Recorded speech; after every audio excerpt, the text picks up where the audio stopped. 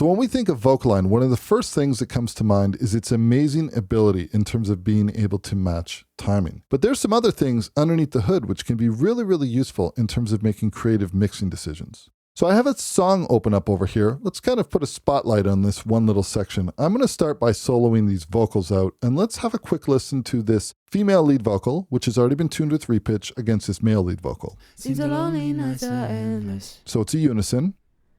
but they will soon be gone, 'cause it always feels the darkest right before the dawn. The very first thing that I want to do is let's get these into VocAlign 6 Pro. And we're working in Pro Tools today, which is an ARA-capable DAW, but you can find information for your specific DAW on our YouTube channel or on the SyncroArts website. So I'm going to select this main clip, and let's just capture this as a guide, and this track is going to be our dub track. Now, I happen to know the exact preset that I want to use. I'm going to use the slightly loose timing plus pitch, and we're going to match only unison. This is going to be my starting point, and let's go ahead and capture this now. It has already rendered a result. We can click within the VocAlign GUI over here, and this is following in our DAW timeline. Let's have a quick listen to the results. Seems the lonely nights are endless, but they will soon be gone, Okay, we got an artifact there. 'cause it always feels the darkest right before the dawn. One of the things to keep in mind is sometimes we have vocal performances that aren't exactly the same. So you might end up in a situation where you're getting some artifacts. Now you might say to yourself, okay, well, I'll push this all the way and visually it looks like it did a great job, but let's listen. But they will soon be gone.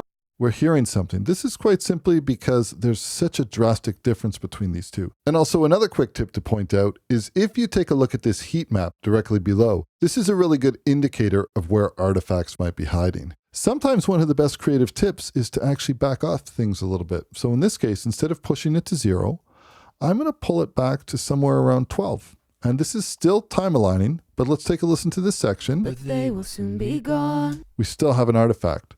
So my first creative tip is actually being light-handed versus heavy-handed. And one great way that we can do this is simply by right-clicking the dub and we can add a protected area. We can protect pitch and timing, we can protect the timing, or we can protect adjust the pitch. I'm going to choose the option to protect the timing. I can adjust these drag handles and I can identify the exact area that I want to protect. So now what I'm doing is I'm essentially telling VocAlign Pro to leave this area alone with respect to timing, but to time align everything else. Now let's listen to that section. But they will soon be gone. So we can hear that the words are a little bit different, but how does it sound in context of the whole track? But they will soon be gone.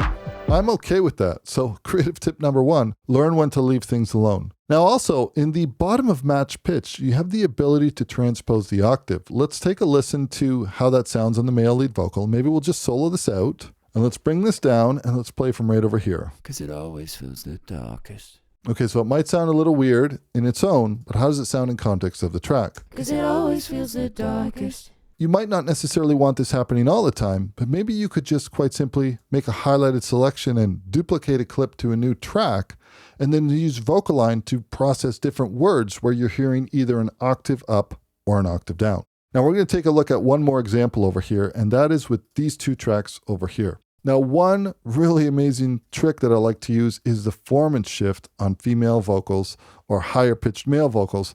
They sound really amazing when you bring it down. Right before the dawn. Listen to the difference. Right before the dawn. Sometimes this gives you a really, really awesome vibe. So let's bring everything out of solo and let's hear this together. Seems the lonely nights are endless, but they will soon be gone. There's a little bit of a difference there. It's okay. I'm going to let it slide 'Cause it by. always feels the darkest. Listen to that Formant Shift on the female lead before vocals. the dawn. Really, really nice.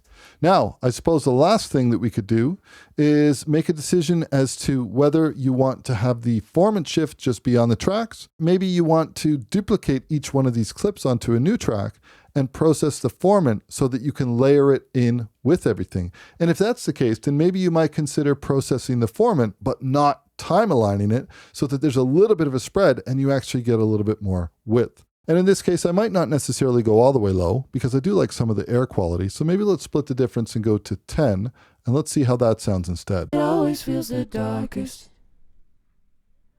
right before the dawn. If we bring everything in together, let's hear how this whole entire phrase sounds.